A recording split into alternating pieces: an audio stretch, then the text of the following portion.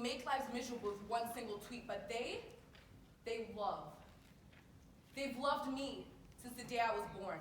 A bond so strong it can never be torn.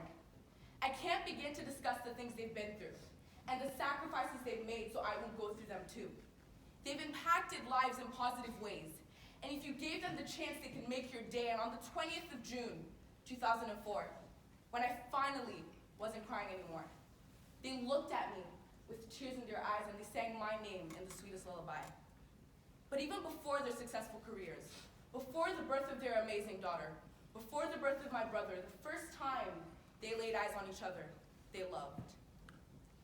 My parents are my role models, and I know, I'm supposed to pick one, but I just couldn't, okay? They've always been they.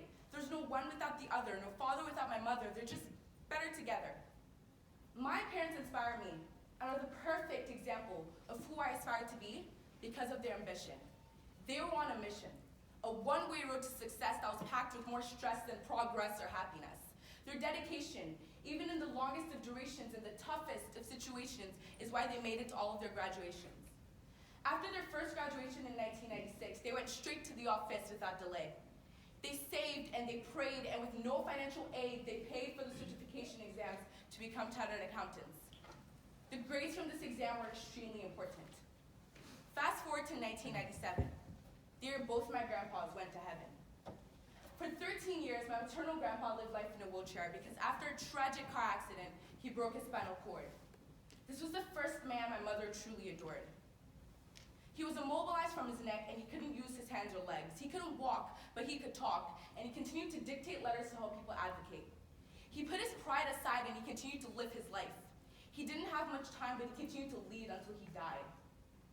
It was late October and my father met his father in a coma. The doctor said he could still hear, but they also said he had much less than a year. My dad and my grandma talked to my grandpa every single day, even when they had nothing to say. My dad left his mom and dad at the hospital bed. I'll be back by Friday, she said. And when she arrived Thursday morning, my dad knew, even before she delivered the bad news, that his father was dead. It is never the right time to say goodbye to the arms that held them while they cried. They felt so much pain, but they kept it inside. They were filled with so much sorrow, but with every new tomorrow, they continued to be strong. Even if everything in their lives were going wrong. Their fathers were gone, but their lives would go on, and they continued to survive without their fathers alive. They had so much fear, but they continued to face each day with cheer, learning to understand that their father was in good hands. I can never understand how they woke up each morning and continued to work hard even though they were mourning. I can never understand their determination to succeed in their examinations. However, I continue to wonder if they were ever afraid, anxiously waiting for the results to come back and fasting for days on empty stomachs. I mean, did they really have another plan of attack? Or did they just hope that somehow their actions would be repaid? I'll never know because they passed.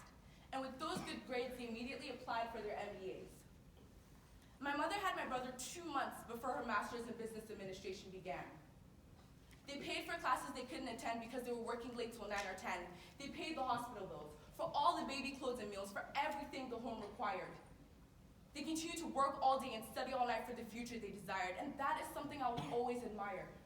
Their ability to keep pushing, knowing it all just backfired. Working hard so they wouldn't get fired and studying hard even though they were tired.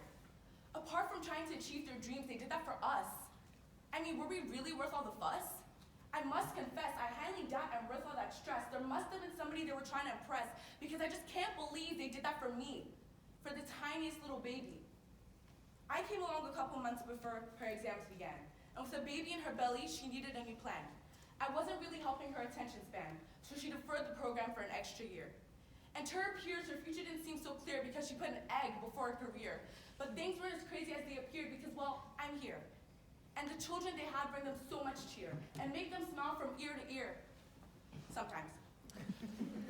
Other times, they're screaming at me for my silly teenage crimes, a volume so high they could be heard from the sky. And after I cried and wiped my eyes dry, after every shout, without a single doubt, I swore the second it was legal, I would move out. I swore I would leave without regret, because when I'm upset, it's so easy to forget that they love me, that they chose me over trips to Hawaii, that they worry so I can live carefree, that they fed me even if it meant they couldn't eat, bathed me even when all they wanted to do was sleep. They bought me a ladder when all I really needed was a little lift. They blessed me with a first name that means God gave them a gift. They've had my heart since transformed. Always favored me even though they needed it more. They endured the cold if it meant I'd be warm. I see love in everything they do, and I don't say it enough, but I love them too. Yeah, I know that was pretty cheesy, but we can all agree that it's true. They showed me there's more to life than a pointless pursuit. To put myself in other people's shoes and to keep going no matter what I was going through. I was raised by a king and queen who taught me to believe in my dreams, insane as they are and as crazy as they seem. They taught me to believe in what I can achieve. They taught me to pray and let God lead the way. They're old school and uncool, annoying and mean, affectionate and compassionate. They're always there, even when I want them to disappear because they've always cared. I wish I could give them the earth, but it barely measures up to everything they're worth. They're more lovely than gold, and I've listened to every word of advice that they've told, and I'll continue to do so until I grow old. My family, whom I love, sent to me by angels from above. I hope one day I can give them more than they've given me. Sacrifice for them the way that they've sacrificed for me. Because I'm so lucky that out of the 7 billion people on earth, they're the ones that raised me. Good afternoon, fellow classmates and esteemed judges. I hope that in my long 7 minutes of constant rhyming, I've been able to prove that my parents are beautiful gems. And I hope that when I grow up, I'll be just like them. I already have my father's eyes, the ones that pay attention to every detail. My mother's long fingers that clench into a fist if anything dares to harm the little feminist. My father's face and my mother's grace. And while these are all features I absolutely adore, I hope this speech has showed you why I want so much more. My parents inspire me and are the perfect example of who I aspire to be because of their ambition and their unconditional love for me. And my middle name, Kiishi, means God's love never fails. A constant reminder that their love and the love of God will always prevail.